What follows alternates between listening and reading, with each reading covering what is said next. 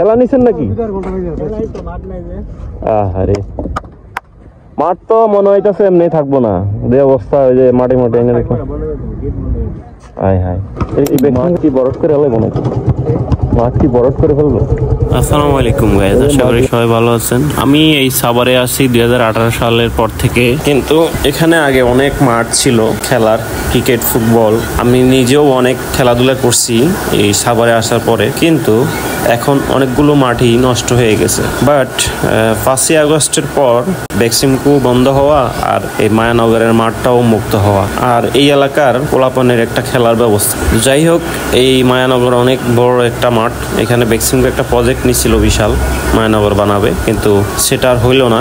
এর আগেই ক্ষমতাচ্যুত হয়ে তারা হারিয়ে যায় আর এর মধ্যে মাঠটাও মুক্ত হয়ে যায়। এই মাঠে ফুটবল, ক্রিকেট, ফুটবল খেলার মাঠ, ক্রিকেট খেলার মাঠ সবই আছে, কিন্তু এখন আপাতত বৃষ্টির কারণে ক্রিকেট খেলাটা বন্ধ আছে, মাঠগুলো নষ্ট হয়ে গেছে, কিন্তু ফুটবল কন্টিনিউ চলে। অনলাইন গেমিংসের যুগে আমাদের নতুন প্রজন্ম যারা আছে তারা মোবাইল ভিত্তিক হয়ে যাচ্ছে, ঘরোয়া হয়ে যাচ্ছে। শারীরিক যে ব্যায়াম সেটা করা হচ্ছে না, বা খেলাধুলার যে চর্চা সেগুলো হচ্ছে না। তার মধ্যে এই মাঠটা আমরা যখন পেয়েছি, এটা একটা বিশাল পাওয়া খেলাধুলা করার জন্য, কিন্তু ধীরে ধীরে এই মাঠটাও হারিয়ে যাচ্ছে। এখানে এলাকার কিছু নেতা খেতারা এই মাঠটা দখল নিয়ে নিচ্ছে, ওনারা এটা বরড করে ফেলবে।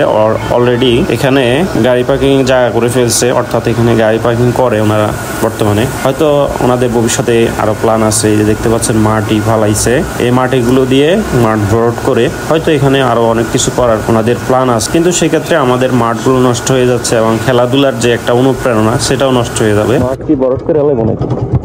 মাঠ কি বরফ করে ফেলবো? এই যে মাটি আইনা রাখে দিচ্ছে,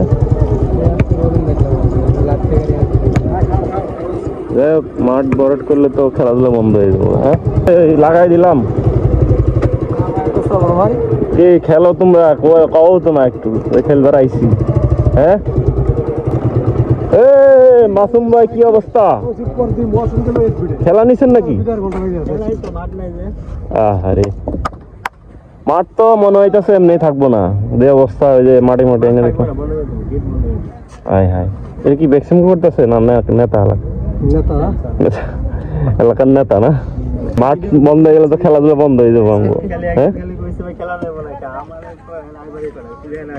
ওই যে গাড়ি মারি তো রাখে দিছে, নাহলে তো এনে খেলা হইতো। মাঠ হয়েছিল, এটাও যদি জায়গা তাই তো সবচেয়ে তো, এটা তো আর বেক্সিমকোর আন্ডারে নাই, ওই এলাকার নেতা ফেতারা। হ্যাঁ,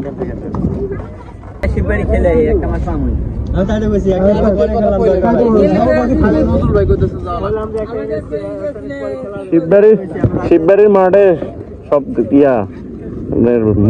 কি করে ঘাস সব এনে খেলবেন।